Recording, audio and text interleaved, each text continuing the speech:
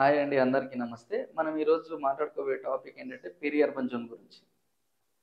Hi అండి, అందరికీ నమస్తే. నేను మీ ప్రశాంత్. యాక్చువల్లీ మనకి రెసిడెన్షియల్ జోన్ తర్వాత మెయిన్గా చూసుకోవాల్సింది ఏంటంటే పెరి అర్బన్ జోన్.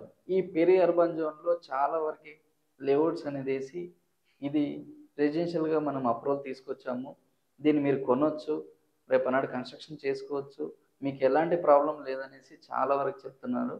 ఇలాంటి మాటలు నమ్మి చాలామంది ఇన్వెస్ట్మెంట్ చేసి నష్టపోయిన వాళ్ళు నేను చూస్తున్నాను.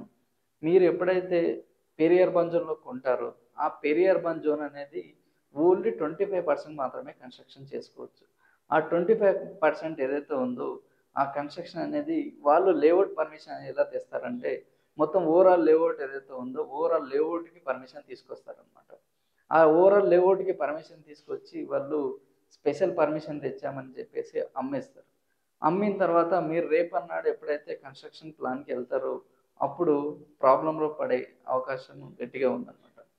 దీనికి అంటే ముందే మీరు పెరి అర్బన్ జోన్ కాకుండా రెసిడెన్షియల్ జోన్లో కొంచెం దూరమైనా పర్వాలేదు, దగ్గరైనా పర్వాలేదు, రేట్ ఎక్కువైనా పర్వాలేదని రెసిడెన్షియల్ జోన్లో తీసుకుంటే మీ ఇన్వెస్ట్మెంట్కి ఎలాంటి డోకా ఉండదనేసి మనము క్లియర్గా హెచ్ఎండిఏ నామ్స్ ప్రకారం చూడవచ్చు అనమాట.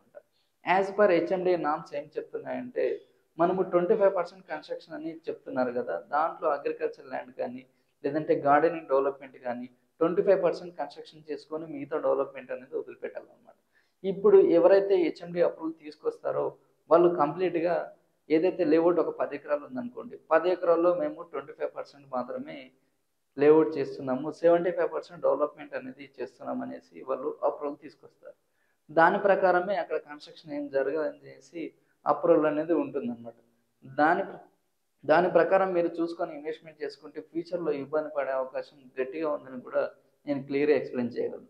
దానికంటే ముందే మనము మేలుకొని కొంచెం ముందుకైనా పర్వాలేదు డిటీసీపీ అప్రూవల్ కానీ హెచ్ఎండి అప్రూవల్లో కానీ రేట్ ఎక్కువైనా కొంచెం రేటు తక్కువైనా కానీ దూరం కానీ లేదా దగ్గర ఉండే రేట్ ఎక్కువలో తీసుకొని ఇన్వెస్ట్మెంట్ అనేది సేఫ్గా పెట్టుకోవడం అనేది చాలా ఇంపార్టెంట్ అనే విషయం అని నేను మీకు చెప్తున్నాను. ఈ వీడియో కానీ నచ్చితే లైక్ చేసి కామెంట్ చేసి సబ్స్క్రైబ్ చేయండి.